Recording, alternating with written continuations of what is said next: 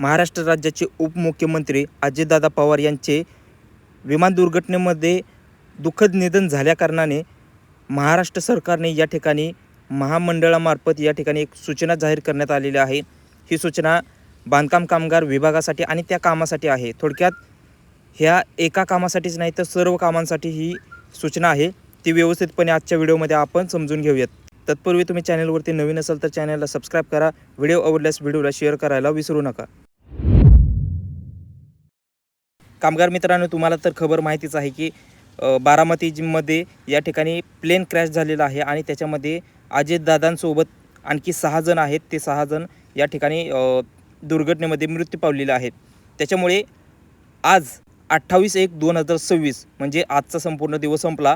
आज महाराष्ट्र शासनाचे जे काही सर्व कामे आहेत किंवा सरकारी जे पण कामे असतील त्या सगळ्या विभागांना या ठिकाणी आजपासून सलग 3 दिवस सुट्ट्या असणार आहेत। 28, 29, 30 हे 3 दिवस सलग शासकीय सुट्ट्या आहेत आणि त्याच्यामुळेच या 3 दिवसामध्ये जे पण शासकीय कामे आहेत ते बंद असणार आहेत। आता बाकीच्यांचं सोडा, पण स्पेसिफिकली मी तुम्हाला बांधकाम कामगार योजनेची माहिती देण्यासाठी हा व्हिडिओ बनवतो आहे। त्याच्यामुळे मी स्पेसिफिकली याचीच गॅरंटी देऊन माहिती परफेक्ट आहे ती सांगत आहे। तर या ठिकाणी आज 28/1/2026, 29 आणि 30 हे 3 दिवस आहे।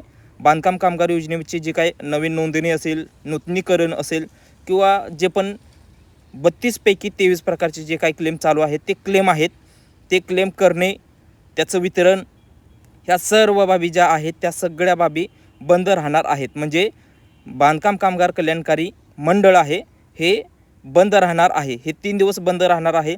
कोणतंही काम चालू राहणार नाही।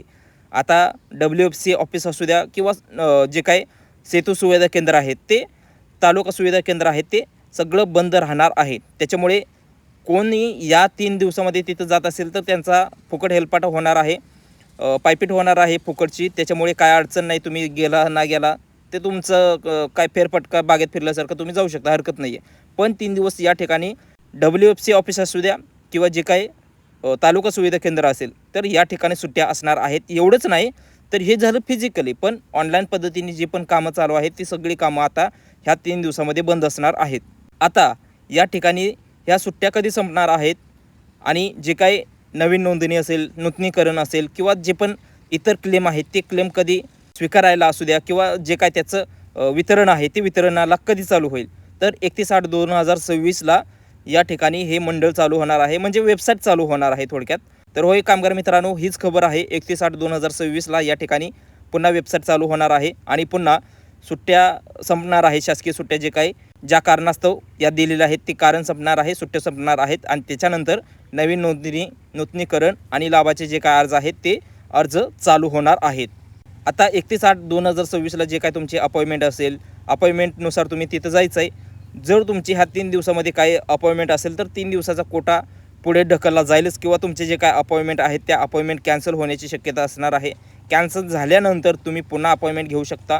तर त्या अगोदर तुम्ही एक काम करू शकता, चॅनलला सबस्क्राईब करा, बेल नोटिफिकेशन आहे ते ऑन करा, जेणेकरून काय होईल, जर या ठिकाणी काही अध्यादेश किंवा ज्या काही अधिकृत सूचना आहेत मंडळामार्फत किंवा जे काही सरकार आहे त्या सरकारमार्फत जर सूचना काही आल्या तर मी त्याच्यावरती व्हिडिओ पब्लिश करेल आणि तो व्हिडिओ तुमच्यापासून मिस झाला नाही पाहिजे त्यासाठी चॅनलला सबस्क्राईब करून बेल नोटिफिकेशन ऑन करा, जेणेकरून 31 तारखेला जर तुमच्या ह्या 3 दिवसामध्ये काही अपॉइंटमेंट असेल किंवा जे काय तुमचं काही असू द्या, वितरणाचं काम किंवा कोणतंही काम असू द्या, तर हे काम जर रखडलेलं असेल, मागं सरकलेलं असेल तर तुमची अपॉइंटमेंट घेता येईल का नाही आहे, तर ह्या संबंधित काय सूचना असतील तर त्या काय सूचना येईल ती येईल। ज्या आल्या की तुमच्यासमोर व्हिडिओ अपलोड होणारच आहे, समोर 100% व्हिडिओ येईल। फक्त सूचना येणे गरजेचं आहे आणि त्या सूचना माझ्यापर्यंत पोहोचल्यानंतर मी व्हिडिओ बनवेल आणि तो व्हिडिओ तुमच्यापर्यंत नक्की पोहोचवेल। पण त्यासाठी तुम्हाला सबस्क्राईब करून बेल नोटिफिकेशन ऑन करावं लागेल।